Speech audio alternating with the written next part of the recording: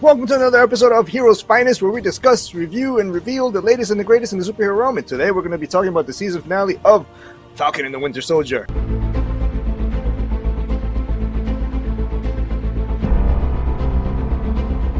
As always, superfans, this is your spoiler warning. If you have not seen the finale, pause this video, turn on the notifications, and come back to it after you've seen it. Just as I figured the entire time, they were gonna do a big reveal on the last episode. We finally get to know who the power broker is, and it's Curtis Jackson, and he's Mephisto. Alright, so as we've all learned from WandaVision, we need to keep our standards low when it comes to Marvel shows and big reveals on theories. First off, the biggest reveal in this episode was the new Captain America outfit. It just started so action-packed. It went right into it. Didn't have to wait. Just like they did in WandaVision, the last episode is the big pizzazz of the entire series. And honestly, for the amount of episodes that they had, they're really jam-packed with a lot of origin and depth and character development between all of the characters that we love. And even villains like Zemo, we actually feel a little bit more for him. But of course, we all knew that this was going to be a major transitional period to the new Captain America. I have got to admit, this is probably the most accurate comic book portrayal of a suit character, superhero I've ever seen to transition into live action. I mean, this scene just blew my mind, and I actually had a geek out moment the first moment I saw him throwing the shield from the air. I mean, look at this. Look at this. This captures that moment of the new Captain America as Sam Wilson as the new Captain America. How can you not geek out seeing that in live portrayal? I mean, Anthony Mackie just absolutely nailed it being the new Captain America. And not only does his suit look freaking amazing and accurate to the comics, but he actually shows you the different ways that he uses the actual suit. It looks like it might be made out of vibranium. We don't know. We haven't established that. But it was made in Wakanda with Wakandan technology. And I'm pretty sure that there's many more upgrades to the suit than what we're actually looking at. But those wings are definitely vibranium. And I love the part where he kicks the shield on the floor, which is exactly the way that Steve Rogers actually used to use it. And the scene where we have Captain America talking with the senators and talking with these government personnel about how no one even bothered to ask why these extremists were doing what they were doing. At this very moment, that it couldn't be more Captain America than in this moment where he gives out that full speech, this monologue, long ass monologue that sounds exactly how Steve Rogers would have possibly said that, showing his leadership and his optimism and his positivity. This episode is just so filled with powerful moments just like this. And after so long, finally Bucky Barnes leaving the book and leaving a note for the therapist basically states he's finally starting to let go of his terrible history and his terrible story, and is finally moving on with a new best friend, which is Sam Wilson, and found a family of his own. And don't think that I didn't notice that Bucky was still macking it to Sarah. Now, of course, throughout the internet, a lot of people are saying it should have been Bucky. It should have been Bucky.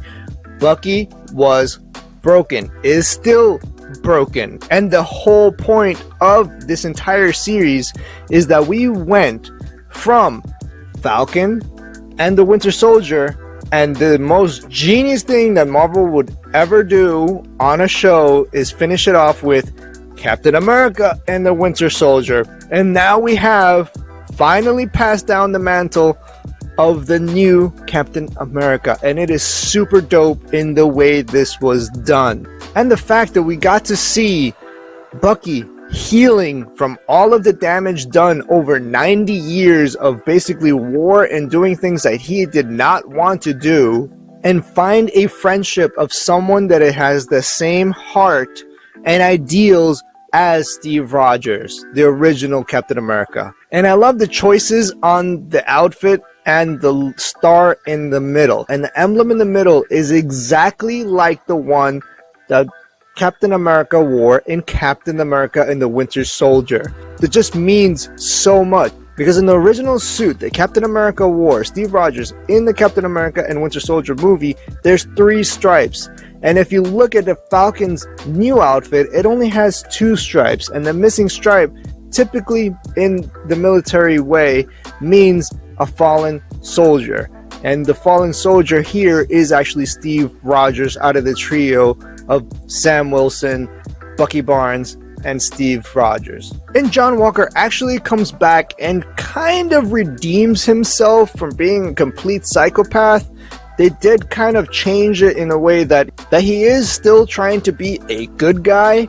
And it was actually kind of weird to see this random trio, a bootleg Captain America, Bucky, and Sam Wilson, working together to fight against the Flag Smashers. And I love how they portioned out the fights between the super soldiers versus the super soldiers, and how Falcon had to fight against Joyce St. Pierre, kind of evening the odds in the fight. But it does look like his suit may actually give him some type of super strength. He was lifting the truck.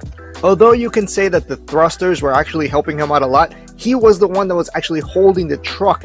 Zemo's butler is dangerous as hell. Do not mess with that dude. He will give you bad food and try to assassinate you. And speaking about comic book accurate suits, the US agent has his actual black suit from the comics with the actual name US agent. It's almost really upsetting to see comic book accurate suits like this when they couldn't do it in the X-Men. Marvel, you're on the right track, and I'm seeing what you're doing. Now, of course, one of the not so big reveals in this episode is the part of Sharon Carter being the power broker. I saw that coming a mile away. I mean, it literally was right in front of everybody's face, because the episode that she made her appearance again is titled The Power Broker. It couldn't be more obvious that she was the power broker the whole time. And it kind of is a pet peeve, because the whole time it was kind of lining up like it was going to be this really, really dark villain that's going to come out of nowhere. I feel like it didn't really live up to what the power broker should have been. Yeah, as far as writing and story, I guess it does make sense, but it just wasn't climactic enough as a villain or reveal. A little bit in the lazy writing for Sharon Carter, seeing her get the pardon from the government and to be led back in her old job as basically one of the super spies for S.H.I.E.L.D. I mean, seriously, government, you know what she's been doing for all these years and where she's been, right? I mean, you can't be that dumb. But on the plus side, we have the story behind Isaiah Bradley watching Sam Wilson state to the world that he is Captain America, and the reveal of Sam Wilson towards the end taking Isaiah Bradley and showing him the statue of himself, his story and the platoon and his history, that none of it was forgotten, and the ability to actually rewrite history was one of the most impactful scenes of the entire episode. This moment brought me to tears. It was such an emotional scene, and it actually was related to what happened in the comics when Isaiah Bradley was an old man, and they actually brought the truth to everyone. As a finale for the whole series, with the exception of the big reveal of Sharon Carter being the power broker, I don't think it was that big of a reveal or a big deal. But the rest of the story, the writing, what it actually means, its significance, and the fact that just today they dropped the news that there is actually going to be a 4th installment of Captain America, and the 4th installment is going to be Sam Wilson's Captain America. If I were to rate this episode from a 1 to 10 scale, I would rate it an 8. I wouldn't rate it any higher because I am still upset about the power broker reveal. I don't think that was a good choice.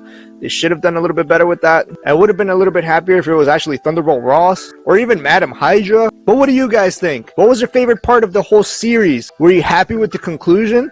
Were you happy that this is actually leading to a fourth Captain America movie with Sam Wilson yielding the shield alongside his partner Bucky Barnes, the Winter Soldier? Drop it in the comments below. As always, thank you guys for subscribing. Thank you guys for watching. Smash the subscribe button.